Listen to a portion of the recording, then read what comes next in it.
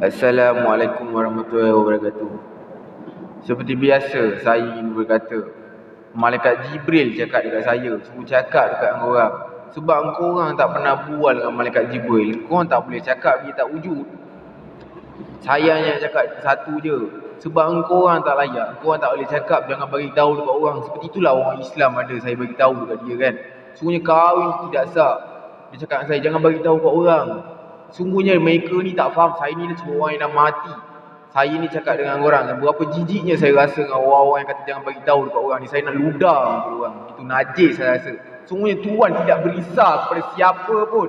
Kau bayangkan ada orang Islam yang kata jangan bagi tahu dekat seseorang.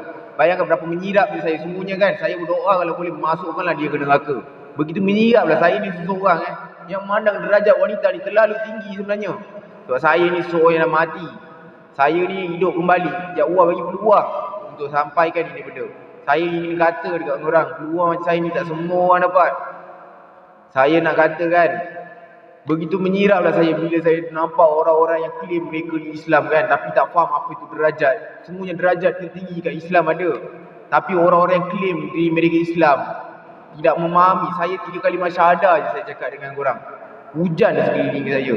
3 kalimah syahadah. Saya keluar daripada bulatan tu, tak kena hujan, baju saya basah. Saya terkejut lah pertama kali kan. Saya patah balik hujan, saya jakun lah sekejap, saya pusing-pusing kat tempat tu. Itulah sesungguhnya, jika 3 kalimah syahadah kau kata terus langsung jadi hamba, memang 3 kalimah syahadah seperti saya lah. Saya 3 kalimah syahadah, sekeliling saya aja hujan. Itulah ajaiban yang pertama saya rasa. Setelah itu, saya merasakan diturunkan Al-Fatihah. Korang mesti tanya-tanya, dekat mana ke Al-Fatihah turun? Dekat Alif Lam Lam Ha, dekat Ha lah diturun. Dekat situlah diturunkan. Saya tak pernah tahu kan.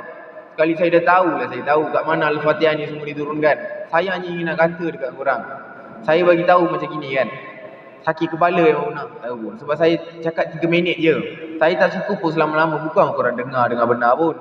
Saya ni kan seseorang yang serius dekat korang. Derajat wanita, derajat lelaki, semua dalam line dekat sini. Saya hanya nak kata, ya Allah cintai kita. Sebab itulah mak bapak contoh terbesar seseorang makhluk di dunia ini. Sungguhnya contoh mereka jangan pernah jadi seperti mereka. Mak yang meminta seorang cucu, sungguh-sungguhnya suruh kamu jadi orang kafir untuk semata-mata dia nak satisfy diri dia dapat sebuah cucu. Bapak pun sama. Saya hanya ingin kata Tuhan tidak memberisah terhadap hubungan mereka bahkan. Mereka nak rosakkan korang juga. Bayangkanlah teruk mana. Dekat 3 minit lah. Saya nanti post lagi lah.